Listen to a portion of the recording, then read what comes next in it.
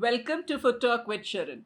So, Priyanka is here with us again. And if you've been following our Friday series this month, you would already know that she has shared a few kitchen organizing tips with us. And there's more coming from her. So, now that she's here, she had a special request. So I thought it was now Sharon's turn to teach me a quick and easy sweet recipe, which will be a hit with my kids, hopefully. So I've specially requested her to take me through the quickest and easiest recipe because I don't like to spend too much time cooking in the kitchen. I'd rather be organizing in the kitchen. So, what are we making today? So, we are going to make date rolls today. Okay. So, typically, date rolls have a lot of cashew nuts and almonds and other dry fruits added to it. But instead of all that, we're going to add Marie biscuits to it. Okay. So, it's very easy to make, not a lot of prep required. Cooking time is also very limited, but it makes for a very delicious snack. That sounds great. So, let's get started. Sure. But before we do that, don't forget to subscribe to Food Talk with Sharon. And don't forget to check both our Instagram handles too. Food Talk with Sharon and Mindful Spaces by Priyanka.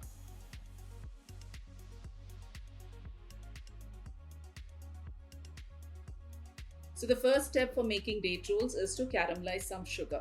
So we don't caramelize it till it turns that bitter stage. We just need to caramelize it till it changes its color to a light brown color. And generally, when we caramelize, I don't prefer adding spatula or any spoon or anything into this to mix it. So I usually prefer just we just move the pot or the pan a little so that it evenly starts melting. Shall I give it a go? Yeah, let's maybe just wait for a little bit to start melting. And I'm using caster sugar here, so which makes the process of melting much easier and faster. But regular sugar is perfectly fine. What about brown sugar? Will that make any difference? No, but brown sugar wouldn't melt and caramelize like this. It turns into a grainy texture. Yeah. So you can start now slowly turning the pan.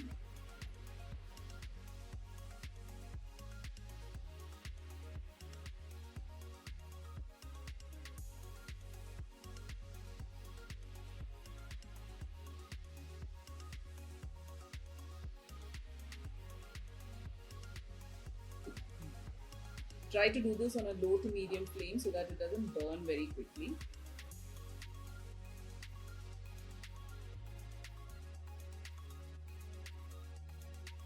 So you slowly keep moving the melted sugar over the unmelted part, and that helps in evenly melting the whole thing together.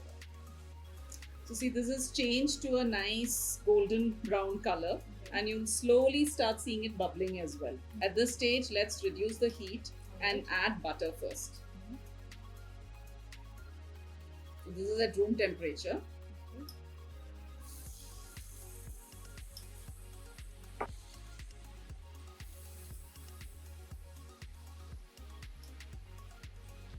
So you don't have to worry about how the caramelized sugar looks now, because it'll all come together and melt properly now, as you add the dates also. That smells good already. So it starts again combining together. And at this stage goes in our main ingredient.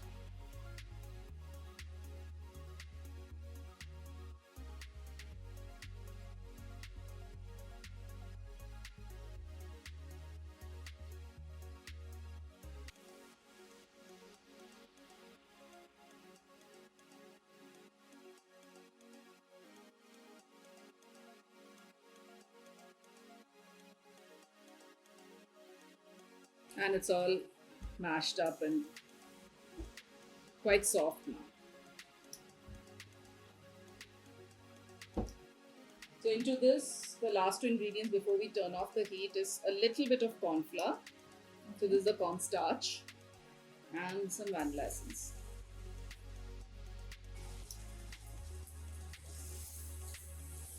So even the butter that you see now, once we add the biscuits anyway, everything will get absorbed.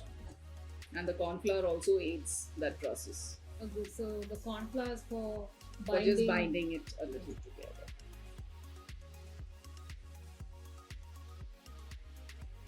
So as far as cooking is concerned, this is done now. So now comes the part where kids are really interested to break those Marie biscuits into smaller pieces and add to this. That could be one of their all-time favorite activities. I know.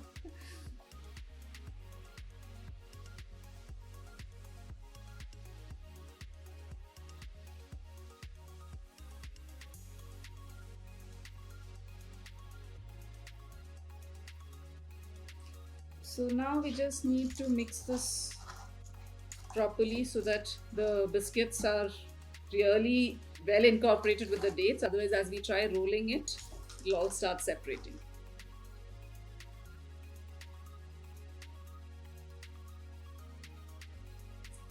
So here you go.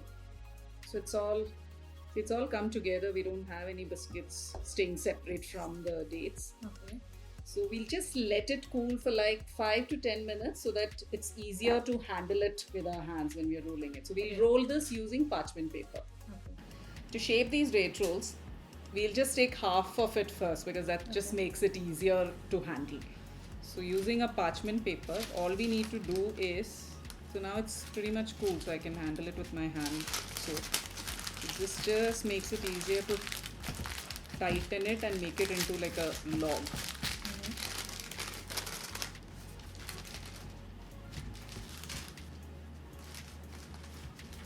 Just keep pushing from the ends also so that the center part doesn't have too many gaps.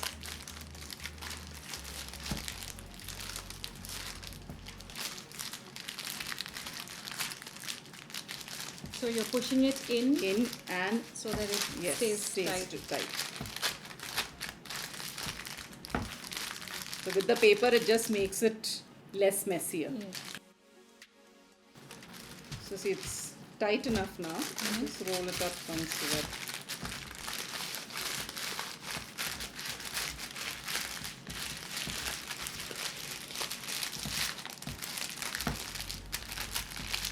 either you can keep it rolled like this and let it cool a little before we cut it, or even just leave it outside in a dish and then cut it once it's a little cooler and easier.